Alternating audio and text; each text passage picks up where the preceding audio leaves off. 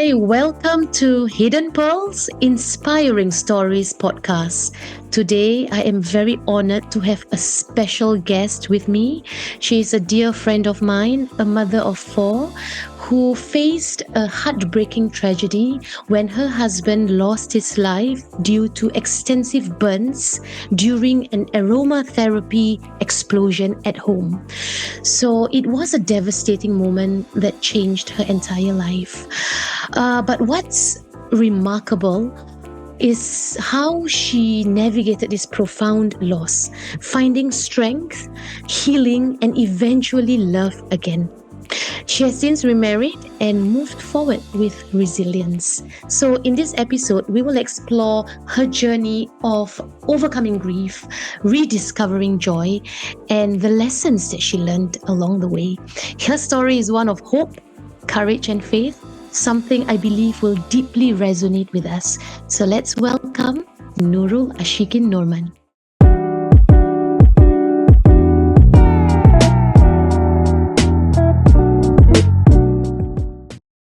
Okay, hi Nurul.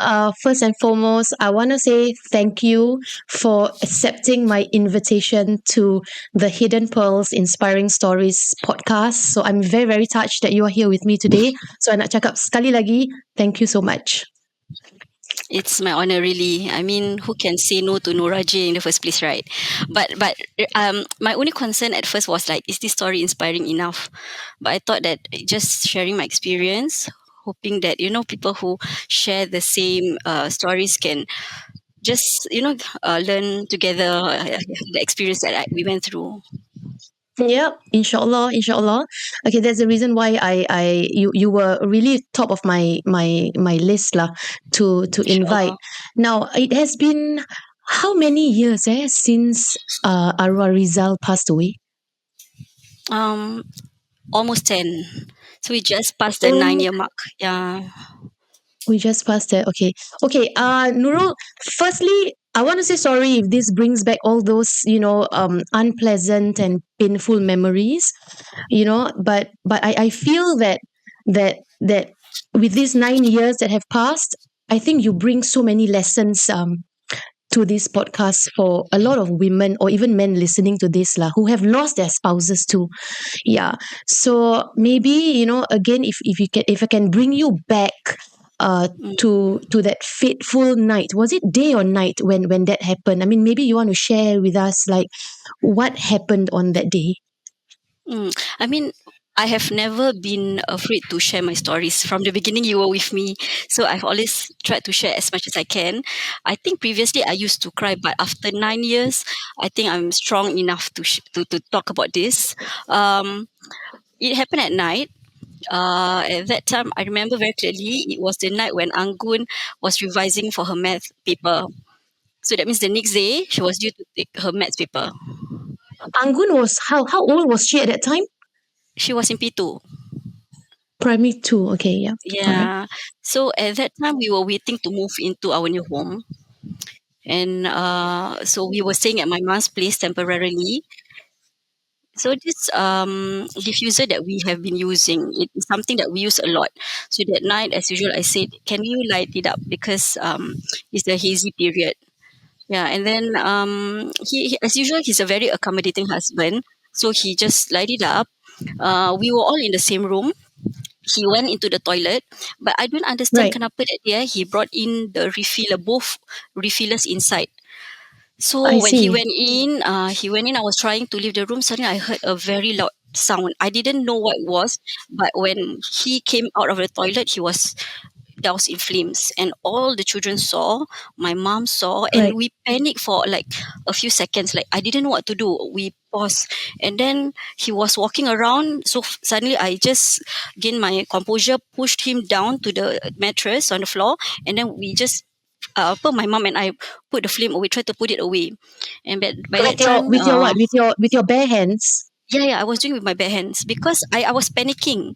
So after that, I mean, because of the incident, I had scars on my hand.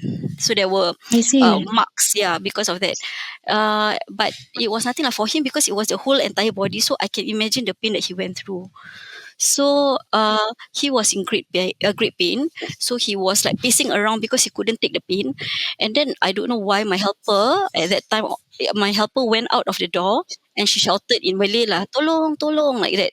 So there Yeah. were I neighbors who think she came, and panics there were, lah. yeah, I think, and then there were our neighbors came. There was one person I've never seen before also came in, and then he tried to help. He actually let Rizal to outside the toilet, and he splashed water at him, macam the water hose. So yeah, and then that's when Rizal shouted even louder. So later I found out that actually he shouldn't have done that. Yeah, he would just have blanketed him or something like that lah. So the thing is, at that time, what I clearly remembered was, you know what, we immediately called the ambulance and all that. He um the police came, the ambulance came, and I remember he mouthing the word "I'm sorry" to me, which I just shook my head. It's like, why are you apologizing, right? Yeah. Yeah. So yeah, so that was the ambulance came. I mean the paramedics, the fire engine people, the police came, and then I was Right. panicking. Just brought the children out, so I took the ambulance together with him, while my mom brought my children uh, to my brother's place where it will be safer. We thought, I see. so that So was the when beginning so of. right, and your children, okay, Anggun was 8, and then we Mm, have Ira, right? Ira, she was 5, Okay. Ira was and 5, then and then yes, and then Aris was Ari, 3. okay? He turned 3, and then Anna was just 10 months old at the moment. Yeah, so Anna was still, she was very, very, very young, but Yeah, the older siblings saw it all. yeah, yeah. They saw, they Mm. remembered. Yeah, and So then did they start to wail, or they just like in shock, in total shock, all of them were wailing. I think Anna was too. Anna, I cannot clearly remember, but what I vividly right? remember was Ira was the one who reacted differently. She was very calm and she behaved as if nothing happened. So that was the one that struck me the most, that she behaved differently from the rest. Yeah. Ira, Ira, which was mine. I My At see. that time she was 5. So later we Yeah. talked to a relative who was also a counselor. Then he said that Okay. her symptoms might only show later. Oh, Yeah, okay, okay. and Let's yeah. let's hold this thought about symptoms Mm, showing later. But mm, okay, I mm, understand that he didn't our result didn't pass away immediately. He passed away a few days after, right? yep. About how So long? I want About 8 days. about a So week, right? 8 days, yeah. He was in the 8 days. ICU for 8 days. Yeah, correct. So I Yeah, remember, you remember you came down, and then yeah. you visited us with a group of friends. So I wanted to say that it was the beginning of an 8 days ordeal, but at that time, never have I thought that he would leave us. I was really confident that he would actually recover, because Yeah, you I was you're right, thinking that, mm, because I felt that I needed him. I thought that uh, God couldn't have taken him away because I would need him. So that's why I was very confident that he wouldn't leave. Yeah. Yeah, we were very, very hopeful too as well. At that point of time, always giving you the encouragement. It's okay, inshallah, all be fine. Was he conscious, Nurul, the entire time? There were times he could hear. He couldn't speak out, but he would nod. He would shed tears. Um, there were Right, times when most of the time, and he was conscious. Only the right. last 1 2 days when the infection hit him, then he started Oh, his everything went down. Yeah.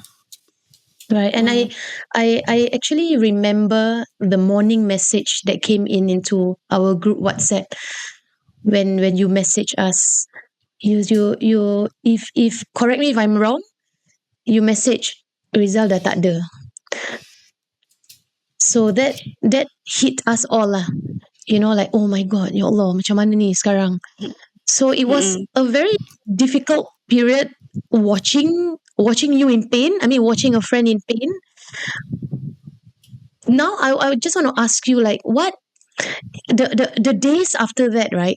How do you cope with the grief? The early days of after Rizal passed away. Actually, the early days were not the most difficult part, because Oh, there were many people surrounding, and actually, it didn't really, really hit me yet. So I was still okay. I was still able to talk, to be like, to smile and all that. But then slowly, okay. as the routine start coming back, Then I realized, Right. he's doing. I mean, the things that he used to do, he cannot do anymore. Like when I went back to work, he cannot fetch me anymore. So these are the things that were difficult. Yeah. Oh, I see. Oh my God. Okay, so Mm, macam okay, like let's not talk about your children. How did they cope knowing that okay, their father was no longer coming back? So how did you deal with that? Because not only are you grieving as a wife, though, but to watch your children lose their father, that was, I'm sure, very very painful for you as well. mm. Of all the four children, naturally Aris was the closest to him. So Aris would every day ask me the same question: "Where's Papa? Where's Papa?" But interestingly, I don't know whether you remember this, at my brother's home, there was this part Yep. where he said, that's Papa. Then I said, "Where's Papa?" He pointed outside the window. Then I said, "Hi, bye Papa, bye Papa." And then there was about maybe an hour later, he told me, Papa, that's Papa again. And he's pointing going upwards direction.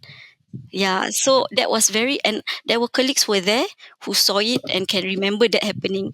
But after that, he never mentioned about seeing Rizal anymore, our Rizal. But sometimes Rizal appeared in his dream.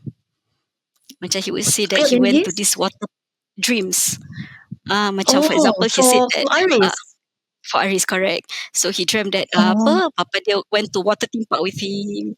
So it's nice to hear. oh, But then yeah, yeah. It's all the nice to hear. children, Water yeah, is correct. a nice element. Yeah, Yeah. correct, correct. And because he know that Aris was the son that he has always wanted, right? He wanted to do a lot of things with him. So it's nice that they had moments to share.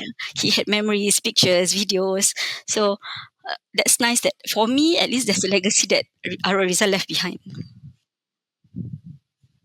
Mm, Okay, so now Nurul, post result, right? How did you navigate on this healing part for yourself? Okay, we've been friends for very long, and there was a time where we didn't really touch base with each other. I don't know, maybe you felt, okay, like for me, okay, maybe here, I mean, I'm talking from the perspective of a friend, you know. mm-mm, Okay, we're going to talk about you moving forward now because you have mm, since remarried, kan? mm-mm. Yeah, Okay, Alhamdulillah. so we're going to move forward to this particular topic. And I remember, maybe you can first let the listeners know that your current husband is also a special person in your life and Mm, results life as well. Maybe mm. you wanna share that part first. Okay, because actually before I met Rizal, I met Fadli first. So he Right. was our childhood friends. And Right. then the thing is, I think the fact that he and I were together for a short period of time, and then it didn't work out and became best friends. So I think it seems to me like it is a story that Allah has created for us. Like, Yeah. because otherwise I don't have any intention at all to get married. But when I You're right. talk to, yeah, so, but talking to him is like being home. I could talk about Rizal. I could talk about how he was when he was younger. Right. So it's a very, very comfortable feeling. Yeah. In fact, Because to he the point also that, knew Rizal, right? Because he also yes, knew Rizal. they were best friends. Okay. So even when we were teenagers, we would go out together in groups. So he's there, and then he gives me this comfort of being back home, that kind of feeling, and Yeah. the fact that he wants to try to be this father figure for the children. So I appreciated that. Okay. So it's Yeah. mashallah, like we went for a checkup for Aris, his health checkup. Right. He could tell the Okay. doctor, like, oh, when his father was young, he was like that, which I couldn't share with the doctor. So it was amazing Oh, that, like, I mean, he said, oh, yeah. because at that time Iris was, my children are quite petite and short for their age. So he went for this checkup. So Right. he said, oh, his father was about this age and he used to do these activities. So I find that amazing. Oh, You know what I yeah, mean? that's Yeah. beautiful. Yeah. Mm-mm. And I bear witness to the fact that Fadli he was around as well during during the rough time, during your grieving part. So to the point where I felt like, alamak, was he not giving you the time and space to grieve properly? But again, that is not for me to judge, because like what you said, Allah has planned this, and Allah knew who you needed at that point of time. Because if Fadli were not around, then it'd be very, very difficult for you, Yeah, considering I you are a don't mother of know. young children. And Correct, maybe here, talking about him being a wonderful father figure to your children, right? I understand that he's, I'm sure, very much, correct me if I'm wrong, is he much closer to your younger two than your older two children? correct, definitely. Naturally Yeah. closest to Anna. But Oh, I mean, okay. prior to that, right, Yeah. I had my concerns also. So I kept on praying. I Right. said that to Allah, if he's not good for us, please put him far away from us. You know, that kind of thing. So Oh, I I didn't. It see. was not something that I look forward to. I had my Right. reservations, and then actually my emotions were also quite unstable. So sometimes I'm very lukewarm with him. Sometimes I say, I don't want Right. this. You know, because emotionally I was very unstable. Yeah. So Yeah. also, I mean, to be honest, Fadli, he tried to be. He is also learning because he was suddenly a father of four when he married me. You know, Right. so his learning curve is also very steep.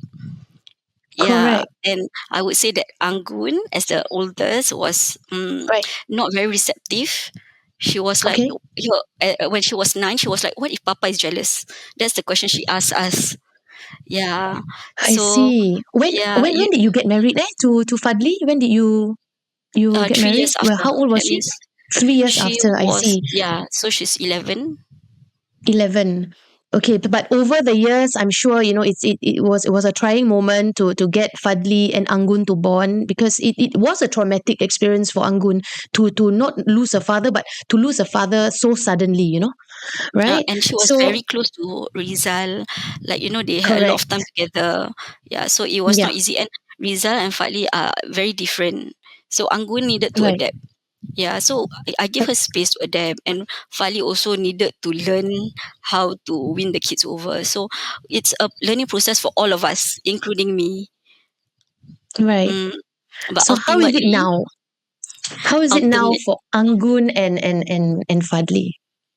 the thing is the challenge is actually it always gets more difficult as Anggun grows older. Now she's a teenager, Oh, but yeah, yeah. because for Fadli, maybe this is God's plan. Because when the kids went through that trauma, my feeling is that kesiannya budak-budak ni, like, okay, let's shower them with a lot of love and TLC. But when Fadli came in, he was a firm father figure. He said, "Hey, the children are I using see. too much gadget." So he was a good balance for me.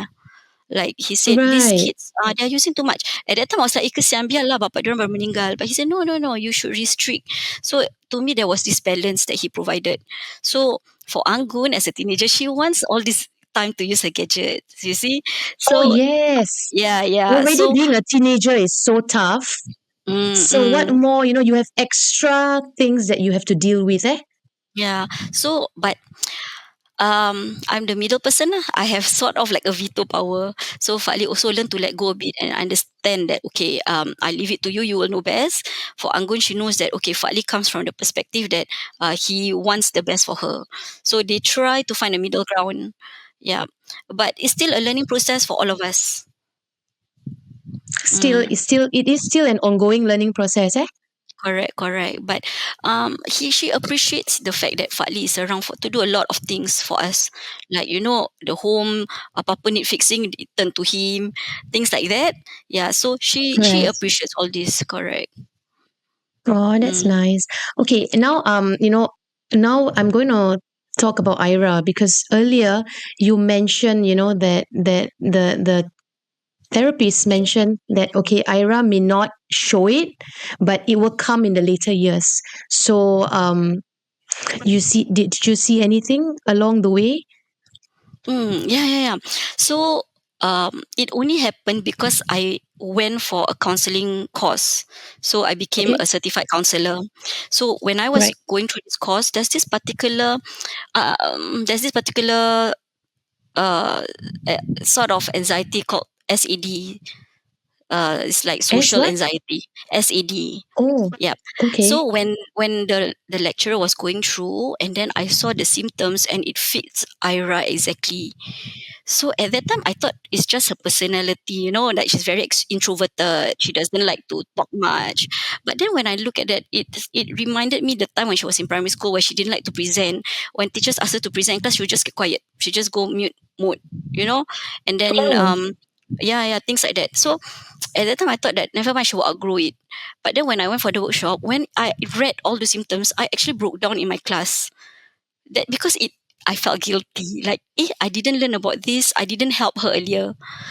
So the lecturer after that called me up and said, "Come, can I talk to you?" So I told her about what happened at home and all that. And then she said, "Okay, it's not your fault. Don't blame yourself. You didn't know."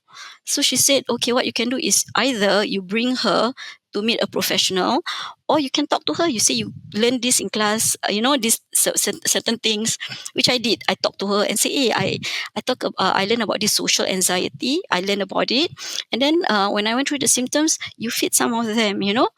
Then Ira was like, she's intrigued because she loves to read. So she actually went to the library and borrowed a book, yeah, about on this? anxiety. Yeah, yeah. And then she was like, meh. I asked her whether she wants me to let her see someone like a professional. And she said, meh, I'm all right. That kind of thing.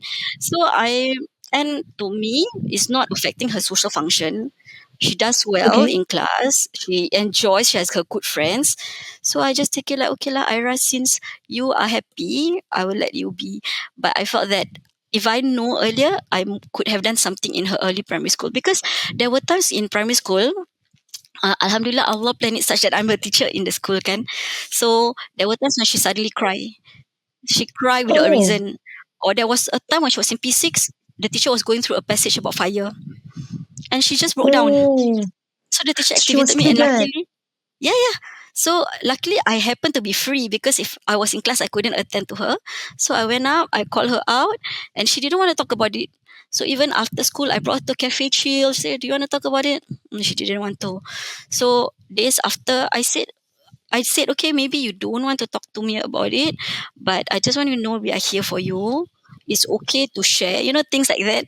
So at that time, I hadn't gone for the workshop yet.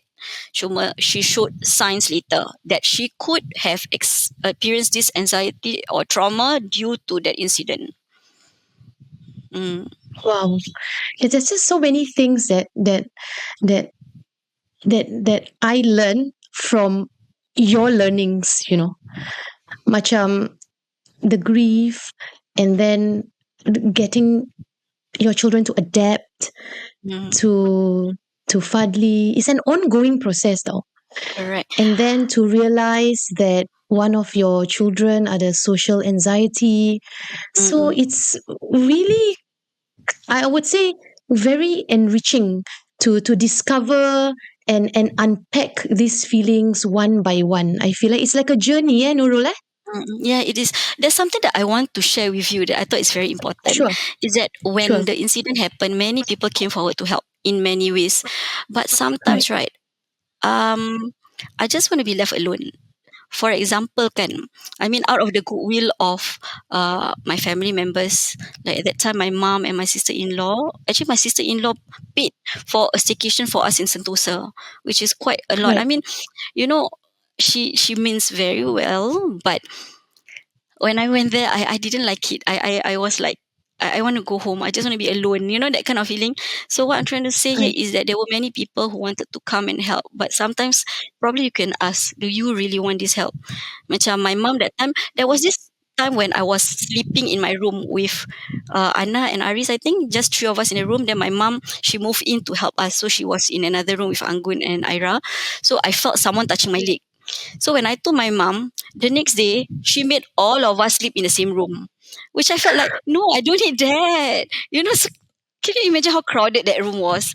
So I told mom, cannot. I need my space. So she, the next night she moved out back. So like she means well, but it yeah, was she not means well. necessary. Yes, Oh my she god, has. Yeah. I feel like I'm going to be that kind of mom. So thank you Yeah. So ask. for telling me this. Yeah. So Right. Okay. ask So like. You need ask. that, yeah. Mm. So sometimes Oh, this is what we want beautiful. is just to be ours, to be in our room, just cry it out. I didn't have. I think the problem is for me. I tried to rush in my grieving stage. I should have taken my Okay. time. Like Right. I What once What my do you I, mean by rushing through your grieving stage? Grieving like stage. okay, when I used out all my leave already, I went back to work. Uh, Okay. and I think at that time, I mean, my boss pun at that time, he said he didn't want me to stay at home and think, macam he Yeah. wants me to just Yeah.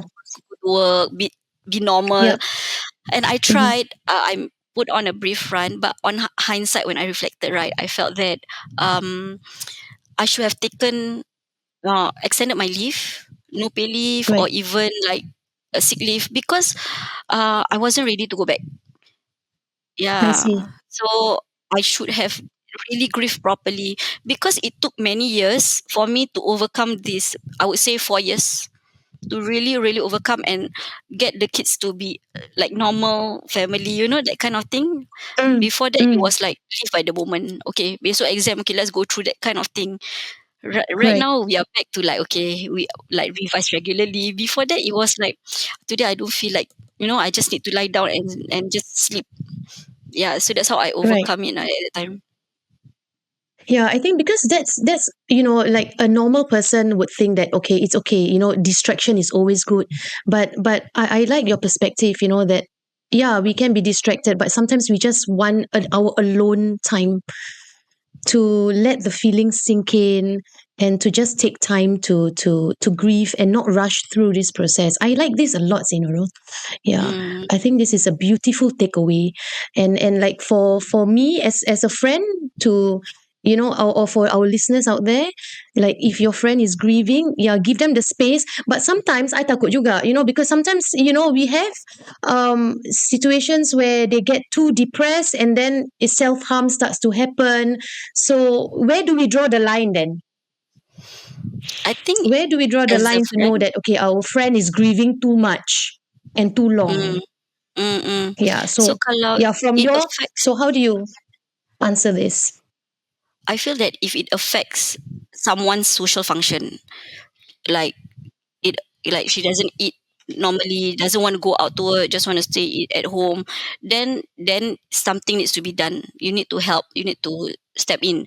But if that person is leading a normal life, it's just that she needs extra space, she will tell you, like, but usually people who Yeah. are macam saying that they are not, macam when they are denying that they are, how to say, kalau they, usually when they're okay, they will tell you frankly they are okay, but they need Yeah. more time. Yeah, you know what I mean. But Yeah. usually people who are in Yeah. denial, right, they will say like, I'm perfect, okay. You would think that they are Mm. perfectly okay, but you know that socially they are not functioning well. Yeah. Okay. mm, So kita kena know how to read the cues properly lah. I think so. Yeah. Yeah, that's true. Okay. So Like for now, me, like, that mm, sorry, you know that it's I'm an okay. It's open okay. book. Go ahead. Go ahead. Yeah, yeah, because Yeah. like for a person like me who's an open book, I will share everything, so you can Mm, read me quite easily. Like if you ask, I will say, that kind of thing. yeah. Yeah, that's Mm, true. You're very open in your feelings and all. So mm, it's easier lah. And as friends also, we don't get hurt when you say, I need my alone time. Please leave me. I mean, okay, we will give you that space lah. Yeah. So I mean, that's friends wise, it's true. okay. I actually, right, I really Mm, appreciate all the help that came in from friends, from people who don't know me, and then they just drop by a message. All these are very, very helpful to know that so many people yeah. care. Yeah, but it's just that when um sometimes when it's like, do you need it? Like as I said, my mom suddenly tidur satu bilik penuh dengan orang like that. Yeah, you know what I mean? Yeah. Yeah. But it's so So I sweet when don't. you look back at that point of time, right? You feel macam geramnya, but it's really such a sweet gesture, eh? Yeah, I know it was sweet lah. I wasn't angry with her. Cuma macam, "Mak, no need." Like that. Even to now, like till now, she always look out for us. So all is good. Masya Yeah. Allah. Okay, Mm. how has this, all these experiences, right, change your perspective on love and life? Um, the thing is, I feel that nothing is nothing is permanent. Everything is temporal. So Yeah. like I'm more ready to face challenges to me because I know, don't worry, this will pass. Even when it comes to, okay, at that time, I think, when, for example, right, our Rizal, he wanted to go fishing a lot. So kadang-kadang I will like masam muka when he go. Then he didn't understand.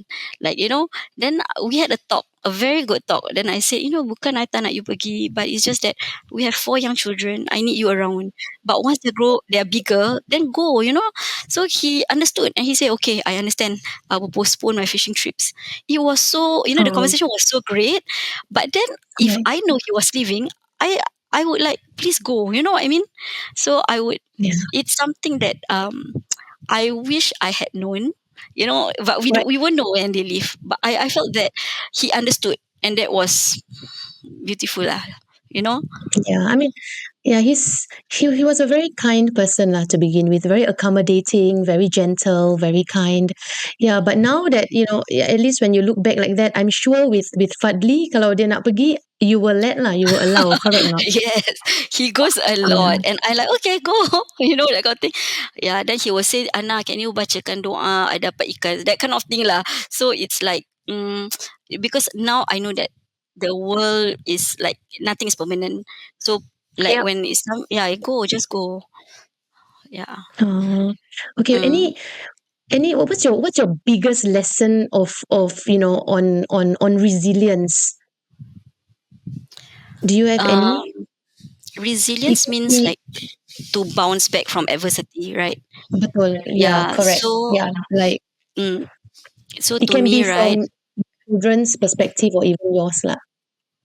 I think when you want to overcome adversity, choose your own time frame. Don't be dictated by other people's time frame. So you want to overcome adversity in your own way, your own time. You choose because it's your own battle. So for me, the reason why I think I am surviving is because I'm not the one who would think about, apa dia nak cakap, apa dia nak fikir. So some people will say that, Right. you kata, why do you remarry, or things like that. But I don't really Right. think about that. I always think about, I'm leading my life, what's good for the kids, what's good for me. Yeah. Yeah. So Yeah. I don't really think about what other people would think. Yeah. Right. So you shut down the naysayers because it works for your family. Correct, correct. I mean, it could have. The thing is, whatever path that we are right now, right? Allah has chosen it for us, because I already made my prayers. Like, okay, what is the best? Is this the best? Remarrying, is it the best? Macam I did my due diligence by praying for the best for us, like that. So whether it will turn out better if I didn't remarry, I don't know. But this is the best Mm. path for us. Yeah. Oh, that's nice. I'm very happy that you are on this journey of growth and also still on this, a journey of discovery as well. So Alhamdulillah, I wish you all the best, you and your family. Thank um you. may, may Allah always protect you all. Thank you And to you yeah. too. And also, I want to thank you for firstly being my friend for like since 2006. We went a long way, Yeah. and when this happened, you were there with that group of friends. So I really appreciate Yeah. it. Macam there were times I there were people who like, you transfer money to you and then you transfer to me. That kind of help that you rendered, mashallah, like the community came together and helped. So I think that our community is very beautiful. They come forward and help, and people like me Yeah. will definitely survive because of the love that the ummah has for one another. MashaAllah, yeah lah. I mean, I could have been a better friend. I mean, like I said again, I apologize, but I'm just No happy, and, worries. and I trust in Allah's plans for all of us for that matter lah. Mm. Yeah, so thank you for being in this podcast. I'm very, very touched. Kalau free, jumpa lah di salon eh. Dah lama kan InsyaAllah. tak buat rambut. Huh? Inshallah, inshallah. Apa, yeah, we should meet Yeah, up soon again. And thank you yeah, for we'll having me. It's a big, big honor. I hope uh it has, the stories that I share could have been beneficial for the society. I mean, for people, yeah. your listeners. Yeah. Yeah, I mean, Thank you I, so I, much. I, I learned so much, to sum it up, really your message of hope, right? For those people who are struggling right now would be to grieve at your own pace and time. Yeah. And and as friends to give them that space, but check in once in a while. Do you still need more space? Do you still need more time? Yeah. Mm-mm. So I think it's very beautiful. There are a lot of valuable takeaways. Nanti I can do in point form lah when I share this podcast on Instagram. Okay, all the best to you. I think this initiative that you have is very inspiring. So I'm looking forward to all the people you're going to talk to. Yeah, I am too. Sure. Hey, thanks a lot, babe. No You take care, problem. okay? We'll catch up soon. Okay. Kat salon, eh? See you. InsyaAllah, Okay. insyaAllah. I'll buy your products. Nak collect orders from colleagues ni. Okay. Alhamdulillah. Thank you. Okay. Bye. Okay. Bye-bye. Aris, what happened when there's thunder? What do you do? Here. Yeah. What did Papa tell you? Papa said you must be strong. Strong like? Huh? Strong like who? Papa. Like Papa. That's right. Okay. We're going.